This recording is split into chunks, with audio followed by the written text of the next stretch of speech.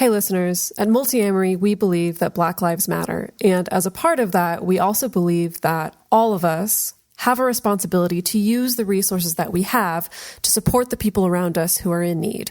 If you go to multiamory.com/BLM, we have a list of ways that you can offer support. That includes everything from donating to demonstrating, as well as links to educational resources if you want to educate and understand more about what's going on right now.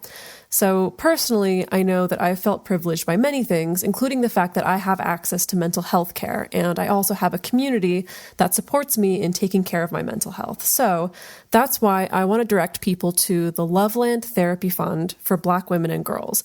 They provide financial assistance to Black women and girls across the country who are seeking therapy. Now, this is an area, as many of you know, that often has a lot of barriers to access, and especially for many people, a financial barrier. Mental health support is absolutely crucial at all times, and especially right now. So go to thelovelandfoundation.org to donate today. You're listening to a Pleasure Podcast, a podcast network revolutionizing the conversation around sex and relationships. For more, visit pleasurepodcasts.com. My vibration must have changed because I started drawing people to me who were so well practiced in consent and had all this experience in like BDSM and kink and all this stuff. And I was like, this is so crazy. I didn't even have to do this consciously.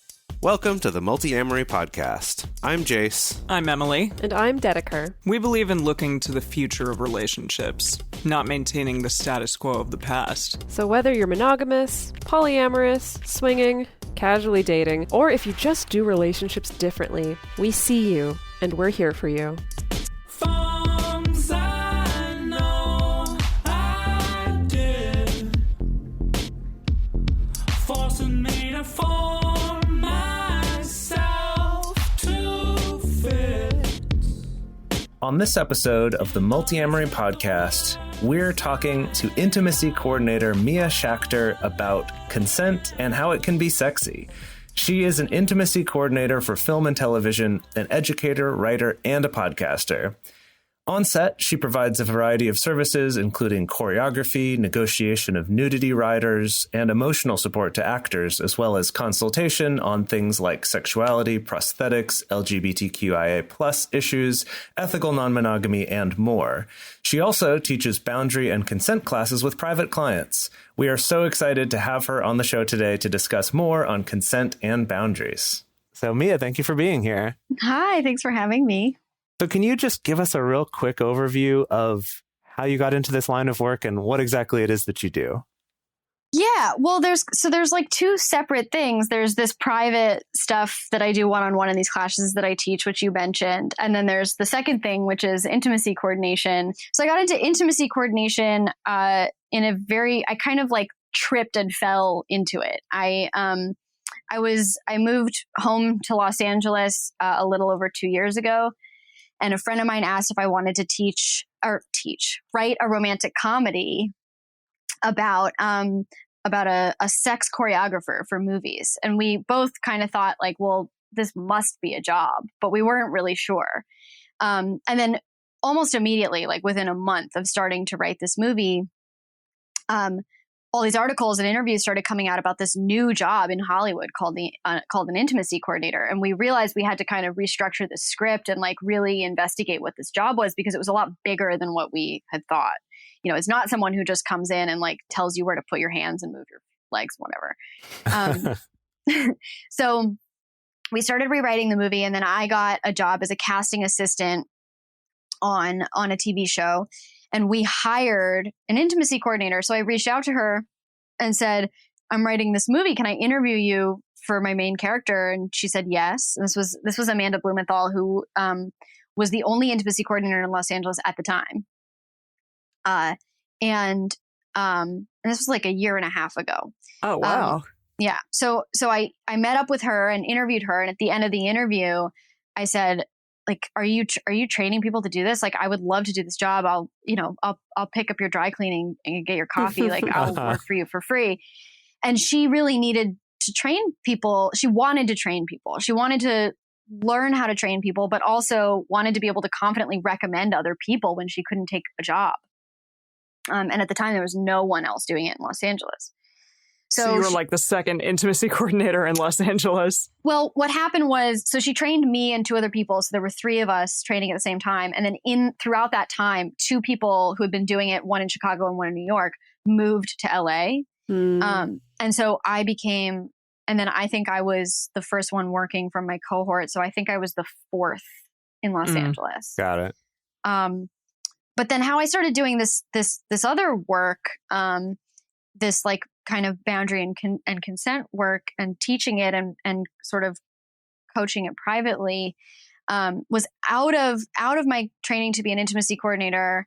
And then various other kind of modalities that I had worked in and trained in a little bit. I started to kind of put together, these classes that I was offering to actors, acting classes and directing classes. And the more I was doing that, the more I was finding that like it really seemed like there was a need for this information in a really digestible and like approachable way that isn't super clinical and doesn't make people feel bad or guilty, and to help and that so many people were struggling with self-advocacy. And for me, that really came out of a like decades long gut and autoimmune struggle that I was going through, and through that I was really learning how to advocate for myself, and like I had these like really non-negotiable boundaries that I at the time wasn't really calling boundaries. But so much of my recovery after the kind of the physical stuff was kind of taken care of was emotional, and, you know, trauma in the body and all this other stuff. And like learning to communicate and stand up for myself and really feel my boundaries and my limits and my needs, and get really in touch with that kind of embodied sense of what I needed. And so I kind of developed a practice of teaching people how to do that for themselves. And now I have like 4 or 5 private clients, and you know, I was offering it for free as I was kind of like putting it together and trying to figure out if it was actually something that had any like merit to it. And it was clearly so impactful for people. Like I was really blown away. And so I started at you know, January 1, 2020, I was like, all right, I do this professionally. This is what I do. And I charge money for it. And I'm like now pretty confident about what it is that I offer. That's awesome. Well, I kind of want to start with, you know, so people who listen to our show, you know, some people are very, very well versed in consent culture, have been to consent workshops, things like that. And some people who listen to our show are very much not, you know. And so I'm wondering, you know, what can someone expect? What's a brief rundown of like, what's the place that you start with a client and what might they expect from working with you? Yeah. So privately, what I do is I go over several different frameworks and structures for consent and like consent vocabulary. So that's always the first session, so that we're operating from the same like basic foundation and that we share a common language. And that's also what I do in these classes, in my intro classes. But then when I work privately with people, I get really into like where they struggle to advocate for themselves. We often end up really simply, purely like practicing like scripts. Like we'll just sort of practice saying like, hey, this is my boundary. Okay, great. Thanks for telling me. And then it's like, hey, I asked you not to touch me there. And then I'll say back to them like, you're totally right. Thank you for bringing that to my attention. It won't happen again. And then we feel the difference between when I say, thank you for stating your boundary. I'm glad to know that. The difference between that and, oh, I'm sorry. Because the sorry like falls really flat. Right.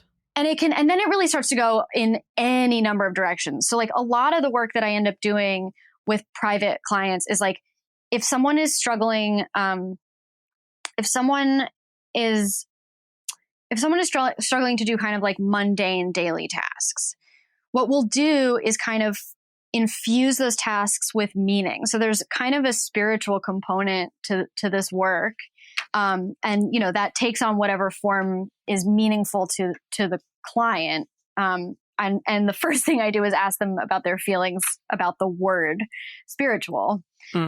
Because there's other words that I can use if someone doesn't like that word, like mindfulness or attention or meaning, you know. Like, I'll just give a personal example. So I don't always want to, I often like let myself go to sleep without brushing my teeth. And something that I have found really helped me get more excited to brush my teeth was when I instituted kind of a gratitude meditation into my toothbrushing practice. So when I brush my teeth now, I say to myself, I'm so grateful for my teeth and I'm so grateful for this toothbrush. And I'm so glad I don't have to go to the dentist. And, you know, so that instead of just kind of doing this thing meaninglessly, like, oh, I have to do it. I guess I have to do it. It now has this meaning and kind of this dialogue a little bit. And there's a little more awareness and attention placed on the action and actually like the intention of the activity more so than just the activity itself, kind of devoid of meaning. Yeah, it was interesting that you were mentioning before about practicing with clients. And it's funny because I feel like in our most recent 2 or 3 episodes, practicing has come up in that about like, well, how do you actually do this for yourself? And it's practicing, especially if you can find someone else to practice with you. So it's just such a good example of how helpful that can be. And I was curious in your example, as part of that practice, do you also practice with people when the response is not so positive? Yeah. So something that, so a lot of this work kind of revolves around, feeling your embodied response to something that someone else says or how you feel. And so what I try to do is practice the positive version with somebody. And sometimes this is about race. Sometimes it's about other like identity intersections and it's not sexual at all. In fact, most of the time I'm not dealing with sex. It's a lot more relational. And so what I try to do is practice the really positive version and ask the client, like, how does that feel in your body? Like, where do you feel that? And you know, it's often like my shoulders just relaxed, or like, oh my God, I can breathe. And then we will practice like a negative one, which is what we so often run into, which is like, hey, you know, I asked you not to touch me there. And then the answer is like, oh, I thought it was okay because last time you know, like that's usually how it goes. Right. And then I'll say, like, where do you feel that? And then they're able to identify like tension in their chest or tension in their forehead, or their shoulders went up, or their breathing is constricted. And then we talk about the ways that recognizing those bodily responses, those really visceral responses can indicate to you a lot sooner than your brain is consciously aware that you're in a situation that you don't want to be in anymore.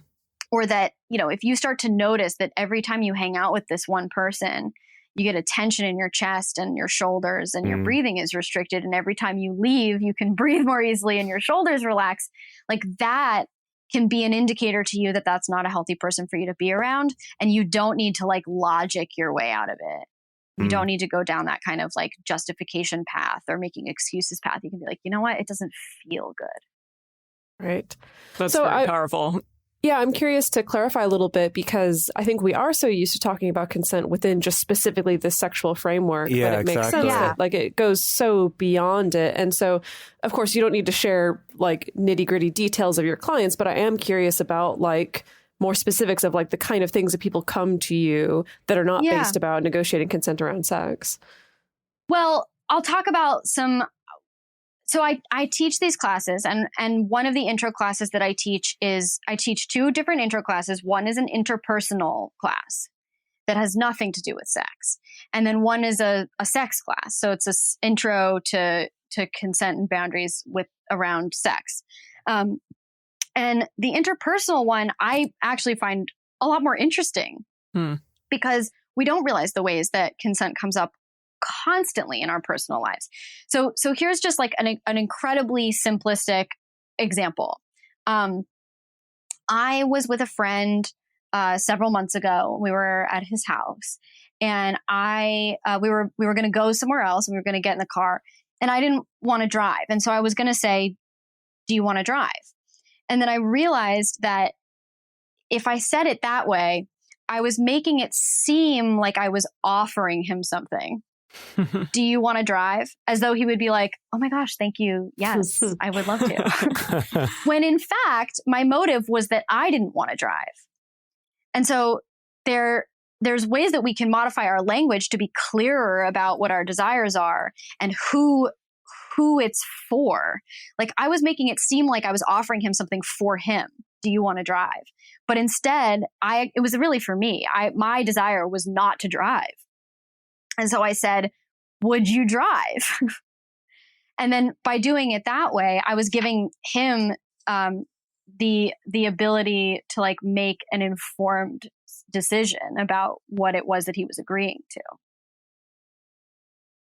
Right. That makes a lot more sense. And it is funny how like those situations come up just all the time. And depending on your background, like your cultural background, your class background, your gender background, your race background, like we've been so culturalized in so many different ways to deal with that interaction, to either soften it or say it indirectly or kind of minimize the impact of what a no might look like on us, that it's like we do have this whole big grab bag of tools for negotiating consent in these situations, some of them potentially healthier and more effective than others.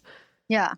So the three of us all did a consent workshop thing maybe a couple years ago at a conference that was super fascinating. But one of the things they talked about in that was the difference between, am I doing something to you for your benefit, or am I doing it to you for my benefit? And what you just brought up is exactly that. And I remember during that, in the part where you with your partner had to, say, may I do this to you? Mm-hmm. And this was in had to be a non-sexual, it's a public setting. But I want to do this to you, but for my enjoyment. Mm-hmm. And it was really hard to, one, to think of it, and then two, to then not start doing it and then worrying about how they're thinking about it rather than focusing on enjoying it yourself. But just the way that we get all that so crossed up with itself about like, who's this for? Right. I finally sort of found like a really clear example, I think, of like, of that. So like if typically we think of like a massage is, it's for the recipient. So the person who's giving the massage, who's doing the action, is also giving the gift of the massage, and it's for the recipient. But if I were in massage school and I needed to practice, and I said to a friend, can I practice this massage technique on you? We're both still getting something out of it, but it's for me. It's actually for me. Like I'm the one who needs the practice, and you're actually doing me a favor. And so being able to make that distinction, I think is so incredibly important, because also then as a massage practitioner, as a masseuse, you want to make sure that you are actually doing the massage for the other person, because if you walk away satisfied and they don't, then you're not good at your job. Right. Absolutely. Right. So I do want to go back to theater and film and television just a little bit, because that is where you and I met. You were the intimacy coordinator for The Wild Party, which was a show that sadly is on hold until further notice because of COVID-19. But we did a lot of the things that you're discussing at this level because the show itself is very sexual in nature, and there isn't rape on stage. There are people who are kissing all over the place, and generally it's just a lot of frivolity and touching and various things. But something that you said earlier, the fact that like having an intimacy coordinator on a set or in a show setting, like a theater setting that's only been around for maybe the last year and a half, is really astounding to me. But I think that's definitely true because I haven't seen anything regarding having like full-time intimacy coordinators on staff until very, very recently. But do you think like the Me Too movement sort of moved that forward, or why is this happening now in a way that it wasn't happening before? And do you think that it will be sort of the norm more as time goes on? Yeah. So intimacy directors are the term for this job in theater. In TV, we don't use the word director because we're not directors and we're not in the DGA, and it's we can't call ourselves directors. So and we're also not there to direct the scene. But in the theater, intimacy directors often do actually get like handed the scene and basically take the reins for that scene. So intimacy direction for theater has been around since as early as 2007 or so. Oh wow! Okay. Yeah, and there was a group called Intimacy Directors International that's based in New York. They're now called IDC, which is Intimacy Directors and Coordinators. But they've been around for a while. I don't know the exact number of how long they've been around, but they've been around for a while, and they've been training intimacy directors for the theater. And what happened was that they were starting to this idea of intimacy coordination was starting to come up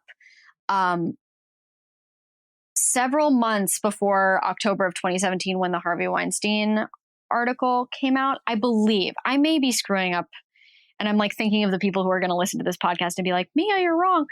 And I very well may be wrong, but I'm pretty sure that it was kind of like starting to grow and kind of coalesce before the article came out. And then the Me Too movement really like hit a fever pitch.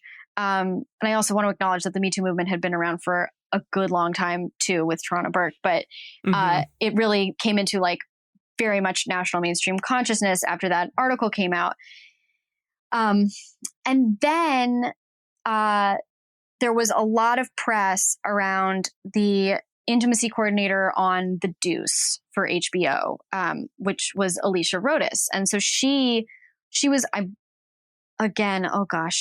I'm pretty sure she's one of the founding members of now IDC. And so she was trained as a intimacy director and also had a stunt background. So when The Deuce was looking for someone to act as a buffer between the actors and the production and the directors and the writers, they found her, and she became the first intimacy coordinator for television. And so when you say buffer, do you literally mean like the intimacy or coordinator, I guess in that case, is there to speak to the actor and be able to like figure out what they're comfortable with or not, and then be able to relay that back to the director so that it doesn't have to be that like super one-on-one in a potentially uncomfortable setting? Yeah, exactly. Okay. Yeah, essentially really to mediate the power dynamic. Yes. Yeah. And I was curious about the power dynamic because obviously there are these sort of power dynamics between an actor or even like a series regular and maybe a guest star or a director and a producer versus an actor. So, in kind of talking about those power dynamics, those same power dynamics are in other types of workplaces as well. So are there ways in which people can manage that in a workplace situation? And like, is there a potential for maybe intimacy coordination to happen, not maybe with that specific name, but in a more workplace, like normal workplace setting? Yeah, definitely. I think that's, I hope that that's where we're headed. I mean, that's certainly like, it's been on my website for a long time that I offer these, because I offer these classes to acting studios and directing classes, and I've taught them all over. And so I've put on my website, and I offer them to organizations and religious institutions and classrooms all over the place. Religious institutions. Fascinating. Well, there's a lot there. Sure. But no one has ever approached me for any reason outside of like training, offering these classes to acting acting students, producing students, and directing students. So I would love to see that happen on a larger scale elsewhere. I think that anywhere that there is a like sexual harassment training, there should also be, because that is the negative, right? That's like, don't do this, don't do that. But it doesn't offer how to do stuff right. And it doesn't offer any practice or any nuance. So, I think in these classes that I do, I mean, the one that you did, Emily, like, I can't do this on Zoom anymore, but there was some touch. There was some like very low grade, harmless, consensual touch where we practice saying no. And then we practice saying yes, but not having the action done to us. And then we practice saying yes or no, and then experiencing the action. And then we practice setting up expectations about what the action is going to be. And then we practice asking each other, was that what you expected based on what I said? And so we practice like getting better and more specific about our communication. And then also really feeling into ourselves about, am I comfortable with you bopping me on the nose? Am I comfortable with you squeezing my elbow? Am I comfortable with you tying my shoe?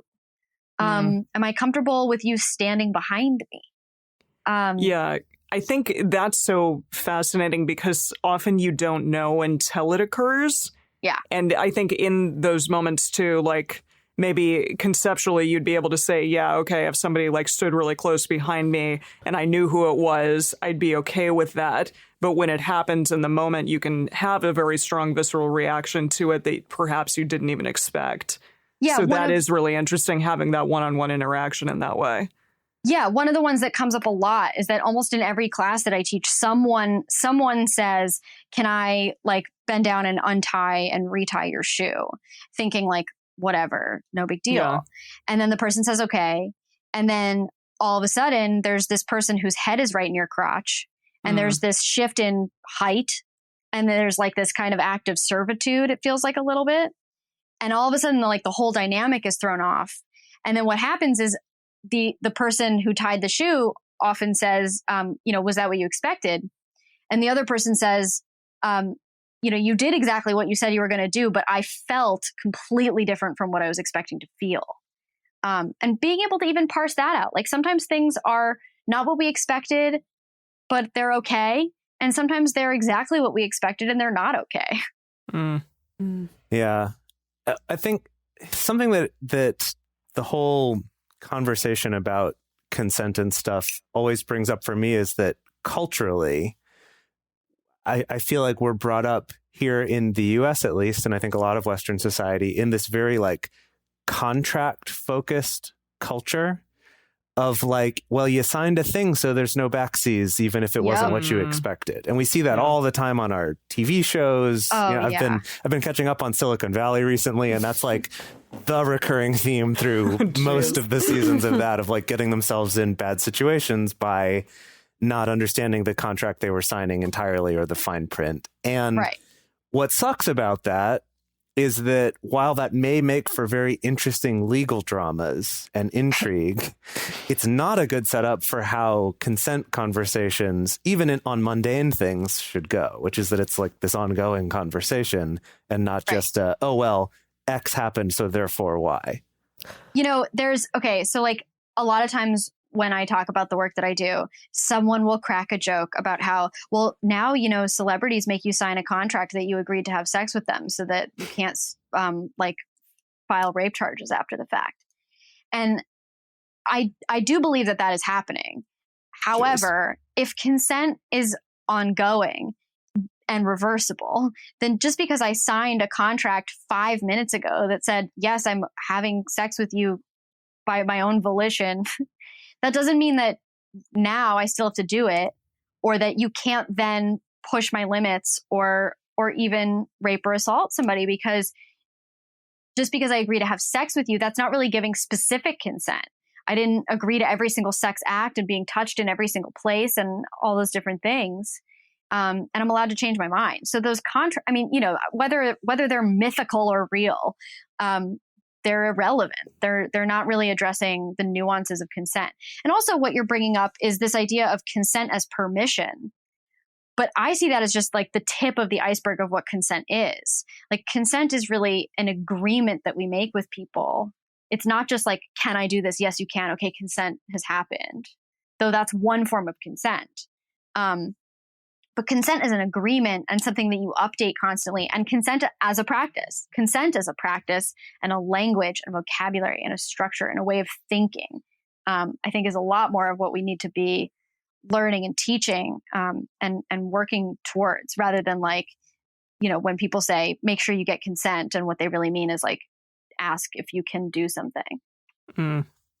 Right. I think another important part of this conversation is that, you know, JC pointed out us having this very like contract-based transactional culture. And I think what's really important in the work that you do, Mia, is practicing not just the positive, but also practicing the situations when someone messes up, right? You know, or when there's a mismatch in expectations, when either it's, oh, what I heard you say that created expectation that was different than what actually happened, versus, oh, you did exactly what I expected, but it felt different. Because I think that that's also where we get into the weeds as well, coming from this very black and white transactional culture, is that then we can get into the weeds of like, well, you said you would do this, but then I felt differently. And so you're a bad person, you know, and instead of there being a script there to follow or words there to follow to rectify that, to repair that, to get us back on track, you know, because I think that's also another important part of this work, is also creating what's the structure for turning to when someone makes a mistake or when there is a lapse in communication, like how do we get back on track there? Right. Right. I think the script is really helpful, because what I find so interesting is that like, even when I tell people like, okay, the exercise that we're going to do is like, you're going to ask each other if you can do really silly things like poke someone in the forehead or like, you know, tap someone on the shoulder. But the other person is just going to say no. They're just going to say no, no, no every time. So I'm giving you a script. I'm telling you, just say no. And it's still incredibly hard to say no. It's so many people still say that was so hard.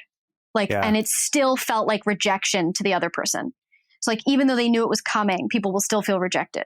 So what's amazing about these scripts, even though they can sometimes feel really like kind of silly and clunky, is like when you really check in with how they make you feel, it's so ingrained. Like it's so in our blood and our bodies. There's just no way around it. Like we are programmed to feel rejected when we hear no. So then what we have to learn is how to feel and then express genuine gratitude when someone tells us no. We have to train ourselves to do that. Yeah, that for me was the huge mental change during the first one of these like consent workshops that I did, was not so much the learning how to say no, although that was also its own challenge. But the thing that was the most like, I didn't even know I didn't know it, was the thanking the person as a response rather than, sorry.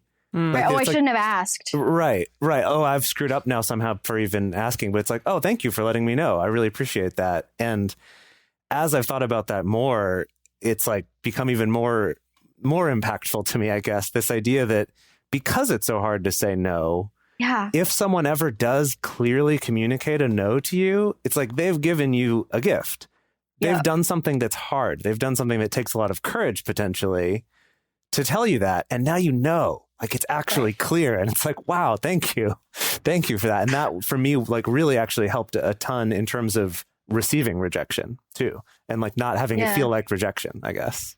Right, because it takes you out of your ego. It takes you out of your spiral of insecurity of like, oh, I fucked up. I shouldn't have asked. Oh, shit. You know, like this is so embarrassing. And because that's the feeling that we feel. And then we're like, oh, I'm sorry. And that's really ego-based too. Like that, so often apologizing is like, please forgive me. I screwed up. Please. I'm sorry. And the gratitude does two things. It takes us out of our own head and away from our own ego. But it also lets the other person know, I actually hear you. Like, sorry is so kind of dismissive and perfunctory. But the thank you is like, I really, really heard what you said. The first time that I had an experience where someone, like in my personal life, where I was fooling around with someone, and I was getting kind of nervous, and I was like, you know what? I've been like trained the whole time that maybe I should back up. All right. The whole time I was training to be an intimacy coordinator, I did not have sex for like 8 months. I was so sick. I was like incredibly, incredibly sick. This was when I was dealing with all this autoimmune and gut stuff. It was all like coming to a head. And it wasn't necessarily like a conscious decision to be celibate. It was just that I had none of that energy in my body. There was just like nothing going on in there. But it was so ironic that I was like training to do this job and learning about consent and boundaries and sex and bodies and all this stuff. And like, it was just so not part of my life at the time. And it was also kind of bizarre how much it like linked up time wise. Like it was like, I started training like 2 weeks after I broke up with somebody, and then like stopped training, and then like immediately started dating. It was really weird. It was sort of bizarre. But I was afraid that this training was going to like ruin my sex life. Like I was going to be so picky and have such high standards. And that, you know, that nobody was going to want to have sex with me. And instead, the complete opposite happened. I somehow unconsciously, I mean, my vibration must have changed, because I started drawing people to me who were so well practiced in consent and had all this experience in like BDSM and kink and all this stuff. And I was like, this is so crazy. I didn't even have to do this consciously.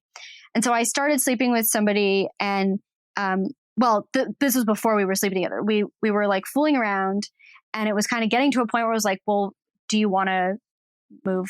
You know, where do you want this to go? And I was like, I'm gonna share that I'm feeling really nervous. And he was like, okay, do you want to like pause and just talk about it for a second and sit up? Wow. I was blown away. I was blown away. I truly couldn't believe it. And I was like, yeah, that's exactly what I want to do.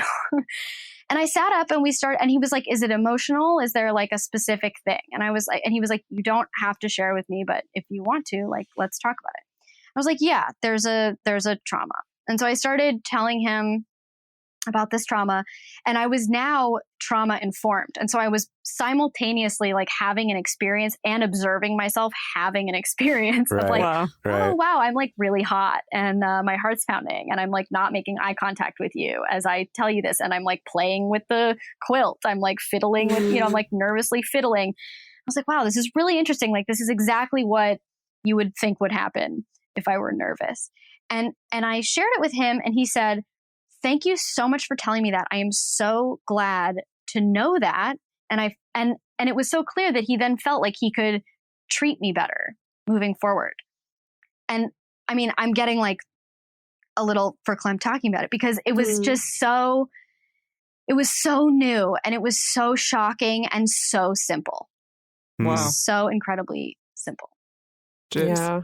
Yeah. Well, I think that's a really good segue. You know, we want to spend a little more time talking about navigating these things in personal romantic relationships, you know, not just in the workplace, not just with people who are brand new to you. Before we do that, we are going to take a quick break to talk about some of the sponsors for this week's episode. Whether you are by yourself or you're with a partner doing sexy things, or even if you're someone who's like a competition runner, something that's super important is lube. Isn't that interesting that all those things have that in common? A competition runner, that's pretty impressive. Yeah, you know, if you're like a marathoner or a sprinter or something, chafing is a real issue. And do you put it between your legs there? Between your legs, or underneath your breasts, or underneath like your arms, where your arm rubs against your side of your body. It's called chub rub when athletes do it. Because they don't call it lube themselves up. Anyway, lube is important. Yes. What's really cool about our sponsor this week, Uberlube, is the fact that it is actually used by not only people having sex, but also by athletes, because it's just that good. It's really high quality and not sticky or weird or smelly or all those other things. I love it. Yeah, we love it. We all love Uberlube because it is for everyone. And thousands of doctors actually recommend Uberlube as their go-to solution for patients experiencing dryness. I feel like that's everyone, though. I mean, I always feel like I need lube because it's better to have it than not, you know? Come on, just grab your lube. Yeah, everybody grab your lube. And also the amazing thing about Uber Lube is that it is simple in its ingredient list. So a lot of people will have sensitivity issues to lube. So Uber Lube's simple ingredient list makes it a really great choice for people who have skin sensitivities to other lubricants. It is latex compatible, so it's safe and effective to use with latex condoms. That means it also works underwater. So it works if you're in a pool, in a lake, in a tub, things like that. And it's also... I know. And it's also not going to stain clothing or bedding. If it spills, it's really easily cleaned up with detergent and water. And like Jay said, it doesn't have any particularly strong scents or aromas added to it, or taste even. So even if it spills, it's not going to leave behind any kind of weird smell in your bedding or clothing or things like that. Yeah.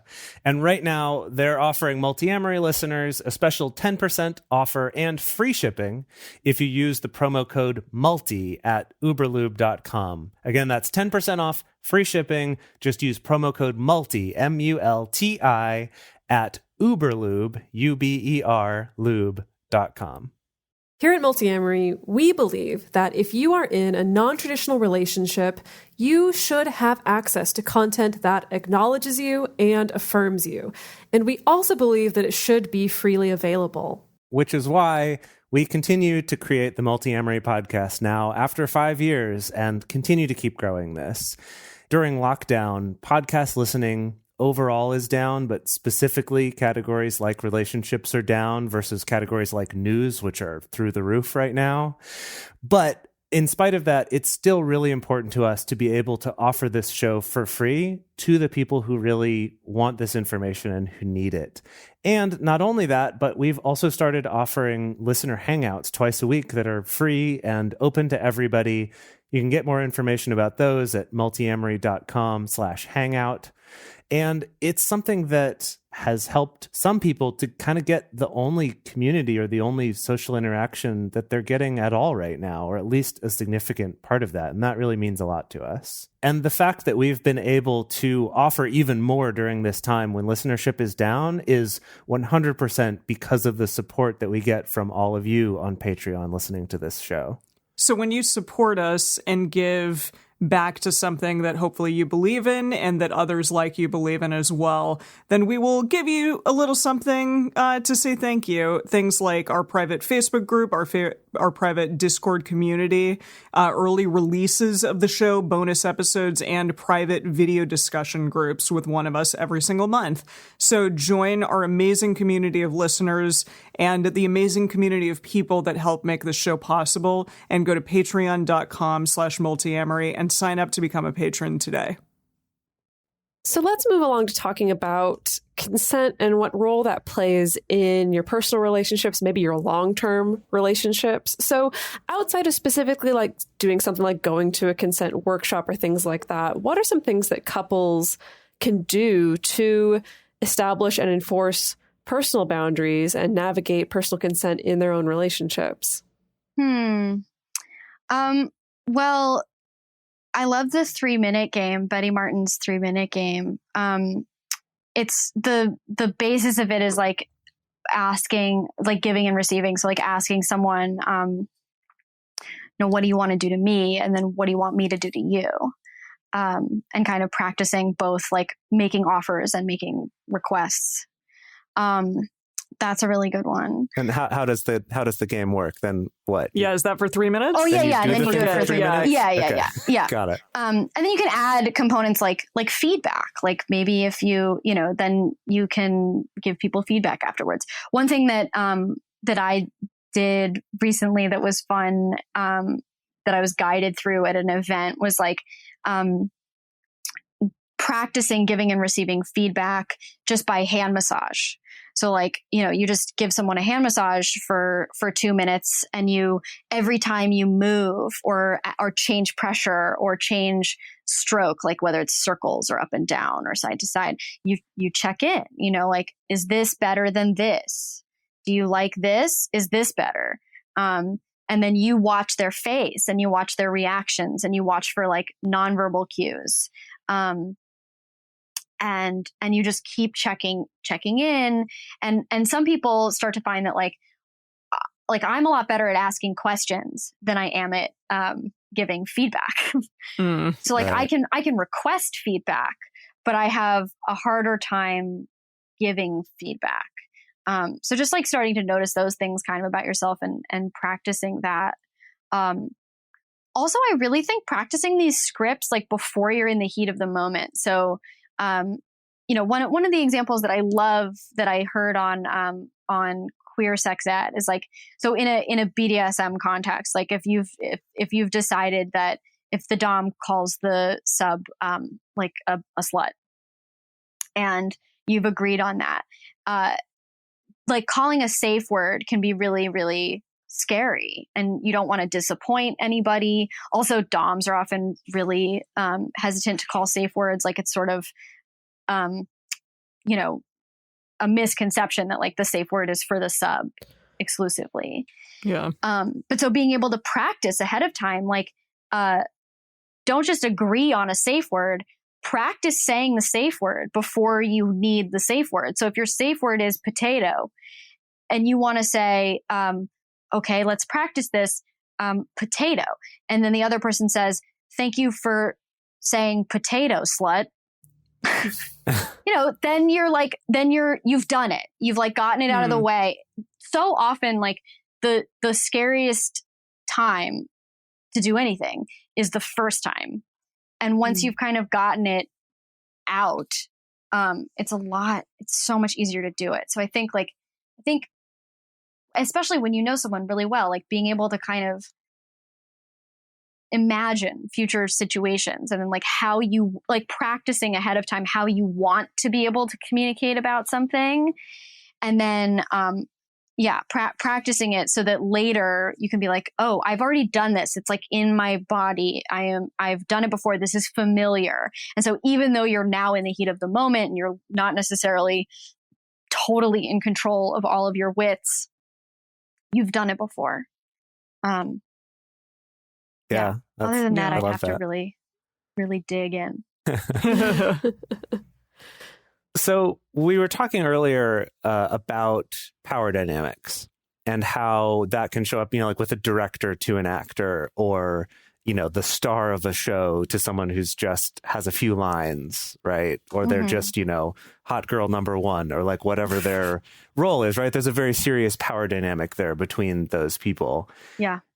I'm curious, though, because I feel like this also comes up potentially in all of our relationships, our day-to-day relationships, not only with people that we work with, where there's sort of a clear hierarchy there, but also with the way that we interact with, I don't know, people in the service industry, or people who make less money than us, or people who make more money than us, or, like whatever, race, gender, like so many different things that can create this kind of power structure that we can often be unaware of, particularly if we're the one in the position with more power. We tend to not be as aware of it.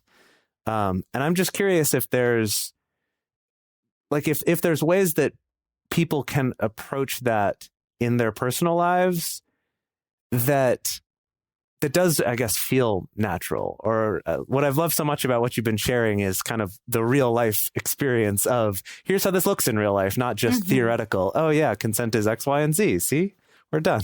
Yeah. I'm curious about if you it? found that with your clients or anything, like how that shows up in surprising ways. Oh yeah. I mean, I think the biggest one is like race and gender. So the biggest ones, and they overlap constantly, but so like, let's just think theoretically about I'm going to put it into a sexual context unless you want me to specifically avoid that. No, we'll do a sexual one, and Okay. then maybe I'll challenge you to do a non-sexual one. Okay. So in a sexual one, like if we want to talk about race and gender, so like say you're doing like dom sub slave play, and you have a black man and a white woman in a relationship. That's one power dynamic. And then say he's dominant and she's submissive. Like, what's that scene like? And then if you have her being dominant and him being submissive, then what's that scene like? And also like the the aftercare that's going to be involved in that. Like the aftercare in that scene is going to be so historically and contextually loaded in a way that it's not going to be between two white people or even two Black people or just two people of the same race. Right. And then say it's a Black woman and a white man, different power dynamic. And depending on who's the sub and who's the dom, different power dynamic.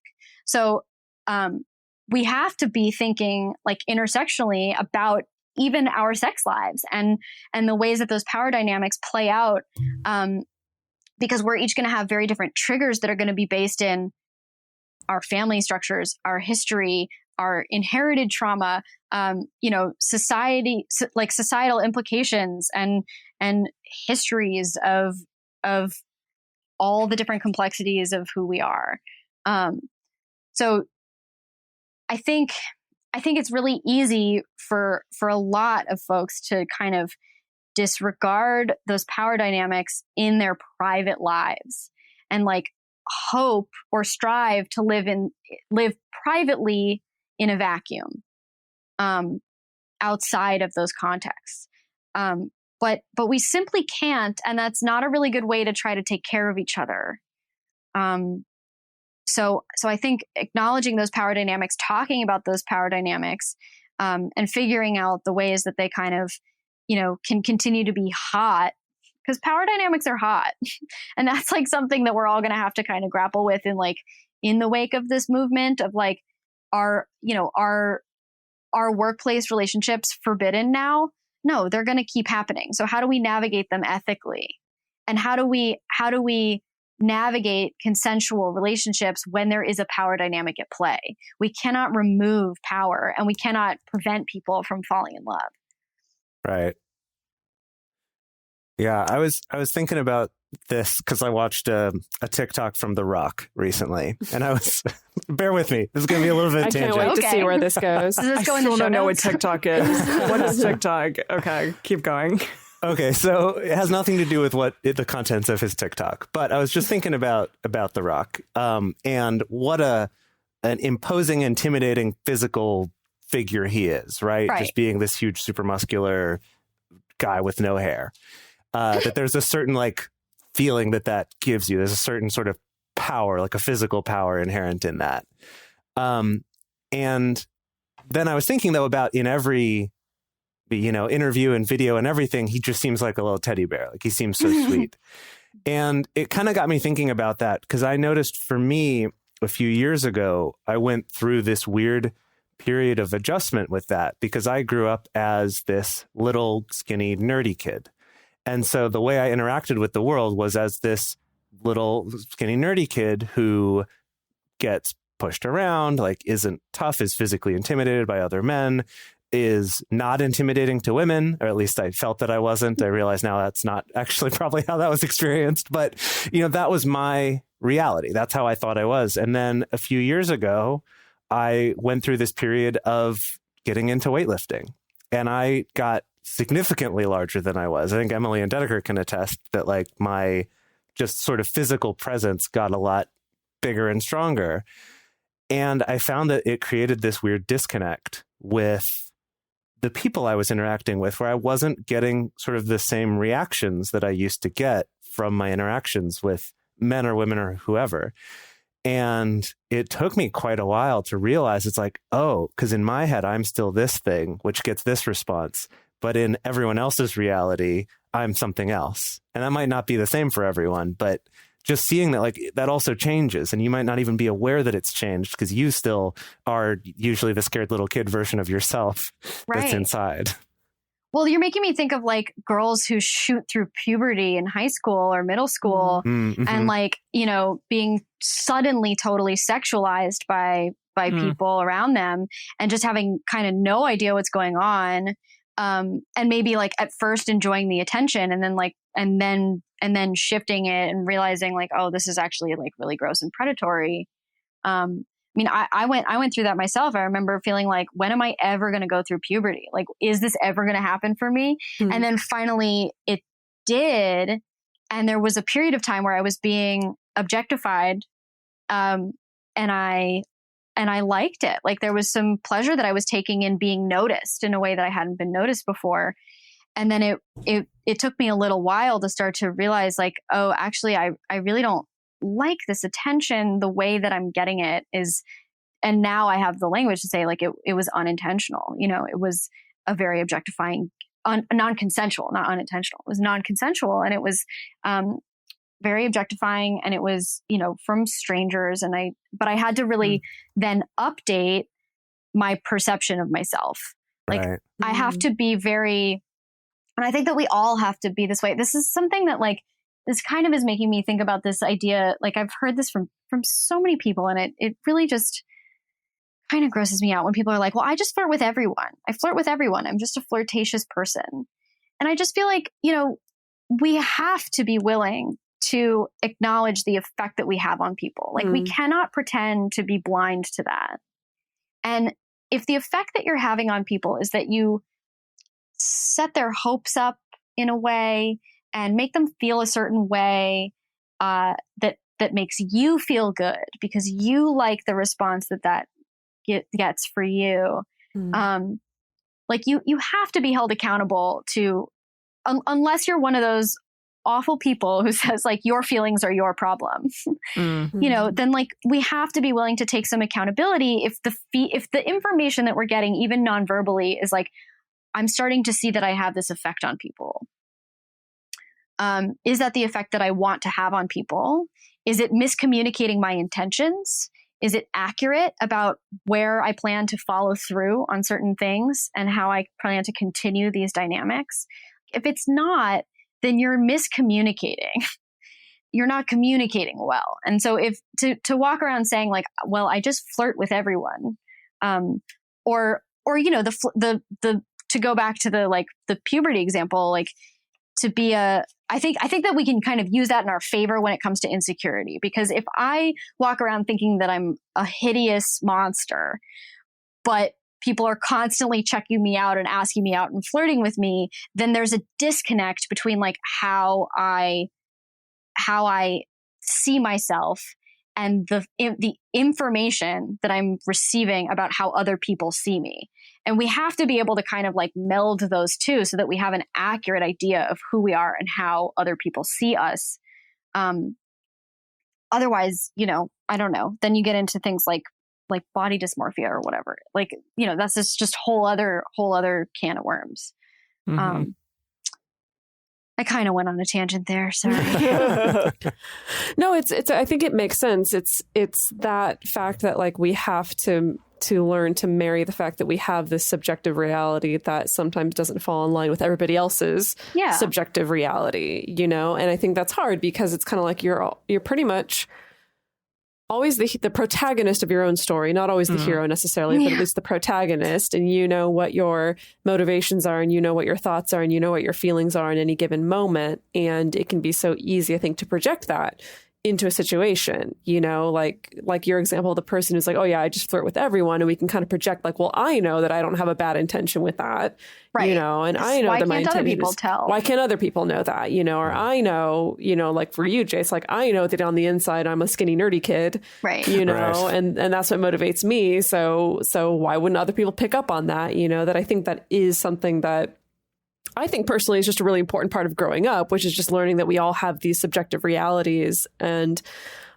we just need to make space for that. You know, I want to bring us back to talking about having these kind of specific consent conversations within the context of longer term romantic relationships, because I think with some people, there can be this sense of dread. There can be this sense that like, oh, this obsession with consent. We just want everyone to focus on being the worry and the concern, and it's going to drain all the fun out of it and stuff like that. And so, you know, I'm wondering can you talk about the ways that an ongoing focus on consent in both new relationships and established ongoing relationships can actually add fun and improve a relationship instead of just focusing on like, oh, well, maybe it'll decrease some badness. Yeah. As you were saying that, my note that I wrote to myself is consent is so sexy. Okay. So like, if you think about consent as like, you can use consent as dirty talk. Consent also, okay, well, I'll back up for a second. Consent is, as we were talking about, consent is not just permission. So it's not just going to be, can I squeeze your boob, right? Can I grab your butt?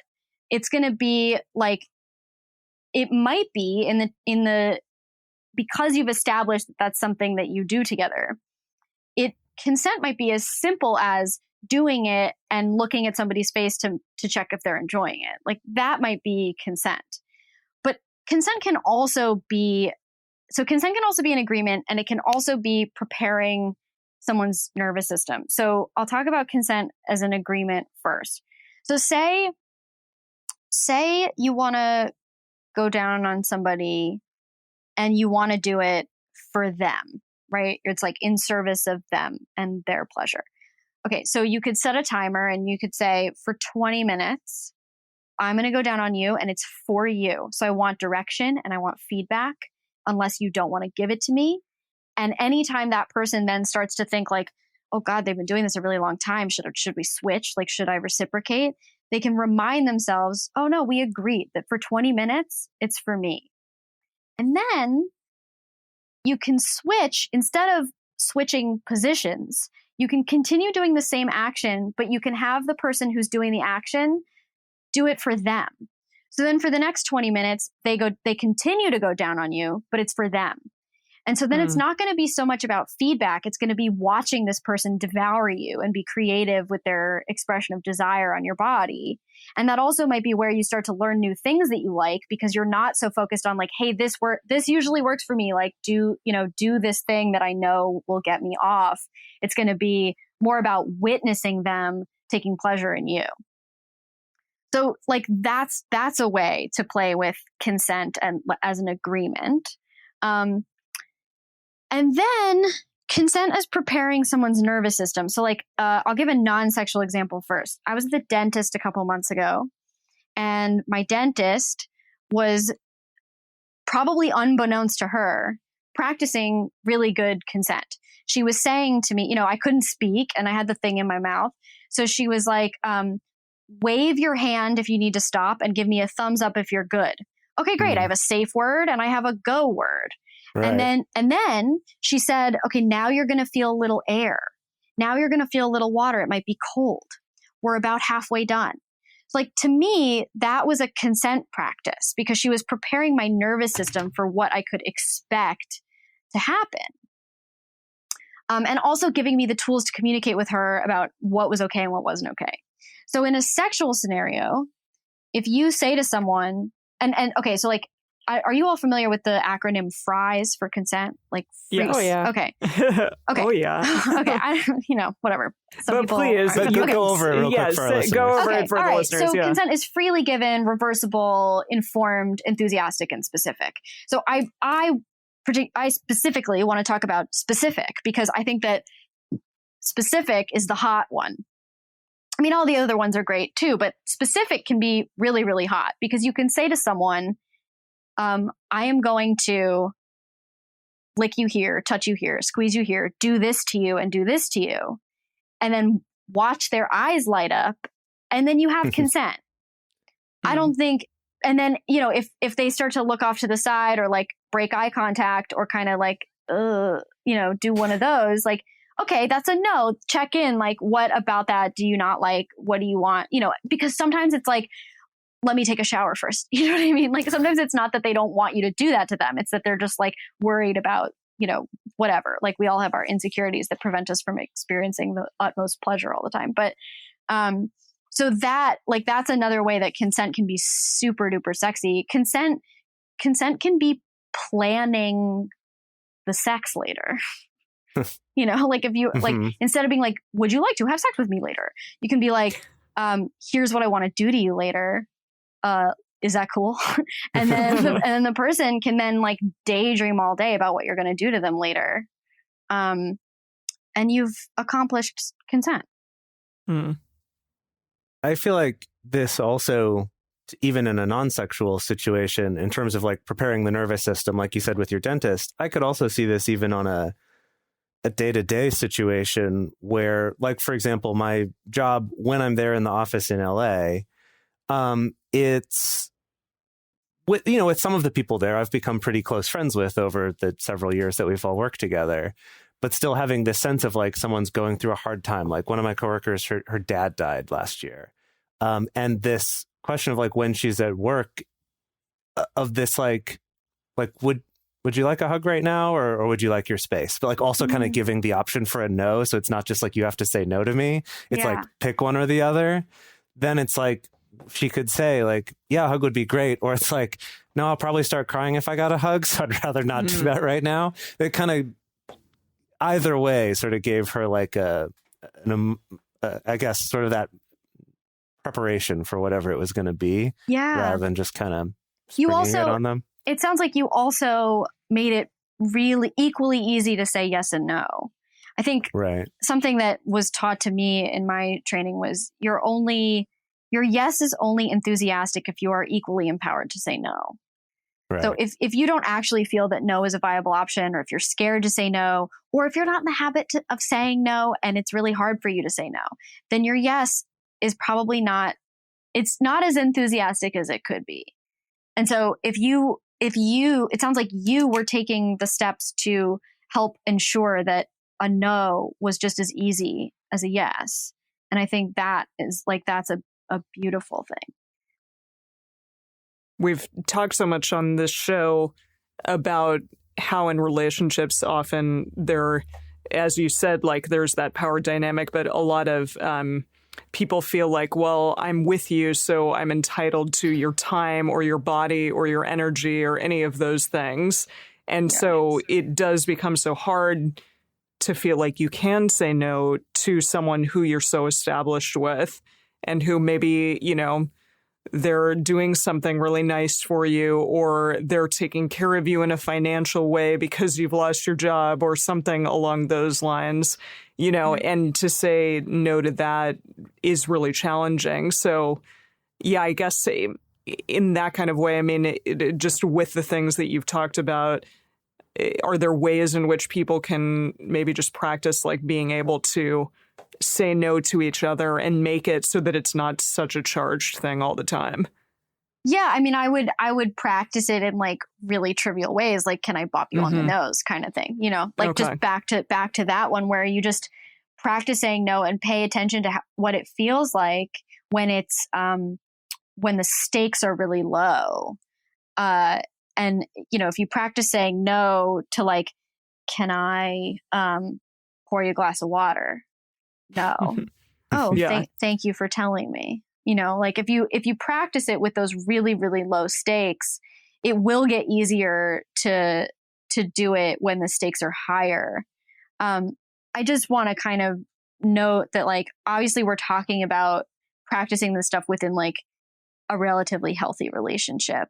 Yeah, exactly. Yeah. So like, if you are coerced or being forced to stay somewhere, like you're not, or if there's a looming threat of whatever, physical, emotional abuse, violence, whatever these things may be, then like you're not really going to be able to practice this, most likely. But in a relationship where that's not the case, I think that we would hope that no one wants us to do stuff that we really don't want to do. Mm-hmm. And so sometimes I think when we can sort of get over the mental hurdle to the other side, which is that you're giving someone the gift of not violating your boundaries, then it is a lot easier to appreciate when someone tells you no. Mm-hmm. But again, that's only, that's something that's only going to happen in a pretty healthy relationship, like with a healthy foundation. Yeah. Yeah.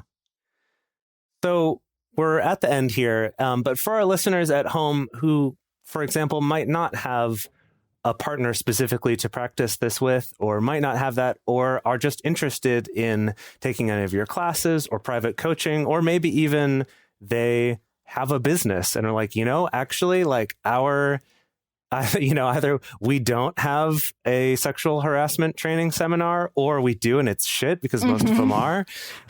What are some of the things you offer there, and then where can people find that information about you? Well, so I do these consent and boundary classes, and I would be happy to offer them to like all over the place. I do think that they don't replace a sexual harassment training, just from like an HR perspective. I don't really know, but I would imagine that you kind of have to have a certain kind of like probably state mandated thing. But as a supplement, I would love to be doing that. Also, if anyone, once the industry is up and running, needs an intimacy coordinator, I will be available. But you can find me on my website, which is sharetheloadinc.com. And my Instagram is at Mia Schachter, which is SCHACHTER. And I'm not really on any other platforms. Great. We'll also put those links in our show notes for this episode. So if you go to multiamory.com and find this episode 272, you can also get those links there. Yeah, we'll link to your Instagram as well. Okay, so we are going to do a bonus episode for our patrons as well with Mia, a little bit talking about boundaries and relationships as well, maybe some violations of boundaries. I know that you had a story surrounding that in our current time, so we can talk about that a little bit more. So we're really interested to hear from you all out there about the types of maybe consent workshops that you've been to, if you've heard about consent in a broader spectrum, and what you think about it and how you are practicing it in your relationships. So the best place to share your thoughts with other listeners is on this episode's discussion thread in our private Facebook group or Discord chat. You can get access to these groups and join our exclusive community by going to patreon.com/multiamory. In addition, you can share with us publicly on Twitter, Facebook, or Instagram. You can email us at info@multiamory.com. Multiamory is created and produced by Dedeker Winston, Jace Lindgren, and me, Emily Matlack. Our episodes are edited by Mauricio Balvanera. Our social media wizard is Will McMillan. Our production assistants are Rachel Shennewerk and Carson Collins. Our theme song is Forms I Know I Did by Josh and Anand from the Fractal Cave EP. The full transcript is available on this episode's page on multiamory.com.